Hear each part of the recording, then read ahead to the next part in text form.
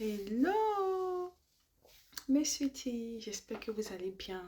Moi, je vais super bien par la grâce de Dieu. Comme vous pouvez le constater, j'ai fait cette, comme on appelle, vidéo très tard, voilà. Pas tellement tard, voilà, mais j'ai enregistré, je n'ai pas enregistré aux heures habituelles. Bref, aujourd'hui, le thème de mon message a pour titre la colère.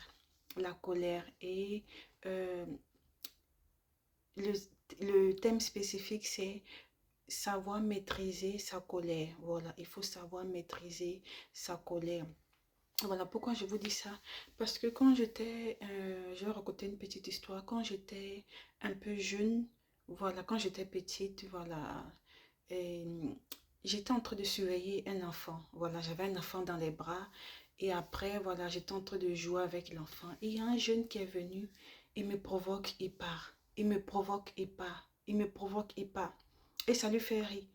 Pendant que moi, j'étais en colère, lui, ça lui faisait rire. Je lui dis une fois,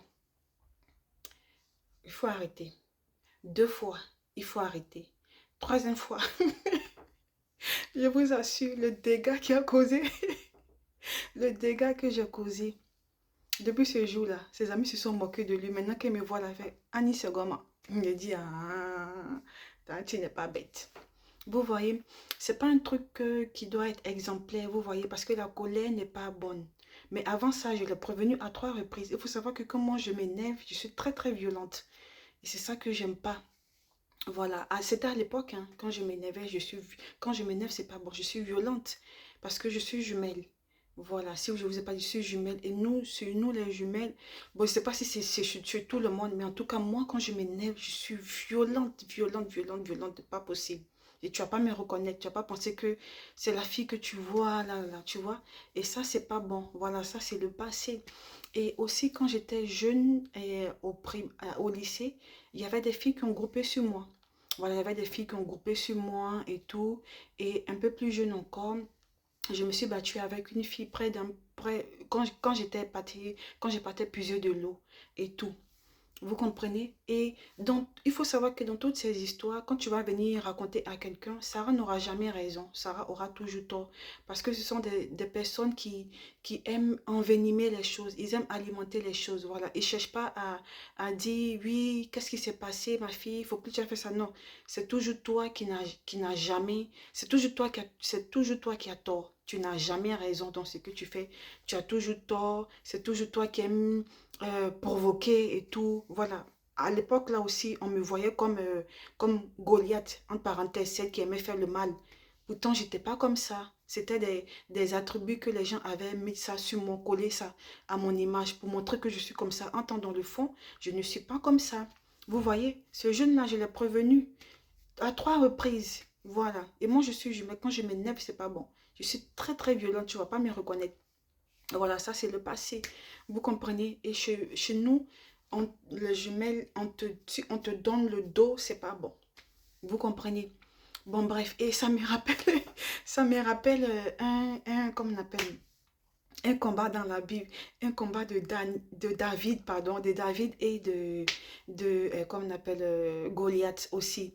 David de Goliath qui dit, quand David devait se battre avec Goliath, Saul, voilà, le roi d'Israël, pardon, Saul, à l'époque, Saul a dit qu'il va donner ses vêtements à David. Il va porter, comme on appelle, il va porter sa tunique, il va porter, comme on appelle, il va mettre ceinture de vérité, cuirasse, comme on appelle, cache du salut, et tout et tout. David dit non, moi je ne connais pas ça. Il est parti à sa fonte, son lance-pierre. Voilà, il dit non, tout ça, tenue et tout, et épaule, voilà. À l'époque, c'était épaule et comme on appelle les tenues et tout, les casques et tout, les épées et tout. David dit non, moi je ne connais pas tout ça. Moi, c'est fond, lance-pierre. Voilà. Les partis sauvagement violents. Et il y a des gens comme ça. Il y a des gens comme ça qui sont violents. Physiquement, c'est-à-dire quand ils sont en colère, ils ne se maîtrisent pas. Vous comprenez? Et ça, Dieu nous demande de ne pas suivre. Voilà, si tu es un enfant de Dieu et que tu aimes te mettre tout le temps dans la colère, à partir d'aujourd'hui, je t'en supplie, je te demande de l'arrêter avec ce verset de Colossiens 3, chapitre 8, qui dit: mais maintenant, renoncez à toutes ces choses, à la colère, à l'animosité, à la méchanceté, à la calomnie, aux paroles déshonnêtes qui pourraient sortir de votre bouche. Oh, qu'est-ce que ce verset est très très bon. Colossiens chapitre 3, verset 8. Vous comprenez? C'est un très très très beau verset. D'accord? Et voilà, donc c'est comme ça. À l'époque, moi, il faut savoir que moi, j'étais quelqu'un de base, je n'aimais pas parler. J'étais dans mon coin, je faisais mes choses. C'est des personnes qui me connaissaient, qui m'admiraient, qui savaient que je n'étais pas comme ça dans le fond, qui venaient causer avec moi. Sinon, les bonhommes là, les bonhommes des haineux, voilà, les bonhommes des haineux, ils créaient les clans pour dire: c'est là, elle aime pas là, faut pas tu lui parler, tu vas voir. Pourtant, c'est eux qui viennent te chercher par là. Mais... Et puis, c'est eux eux qui sont les premiers à dire: non, elle, là, je suis partie l'approcher là, vraiment. Elle n'est même pas bonne. Sa manière de parler là, même déjà, faut laisser. Pourtant, tu n'as rien fait. Hein. Tu n'as rien fait. Donc, vous voyez, il y a des gens comme ça qui sont méchants de base. Ils sont mauvais, ils sont pas bien. Voilà, ils aiment envenimer les choses. Ils aiment avoir des informations sur toi ou bien soit coller des étiquettes sur toi de méchanceté parce que eux-mêmes, ils reflètent ça. Donc, ça les amuse de pouvoir refléter ça sur toi. Vous comprenez? Entends-moi, fouille, tout ça.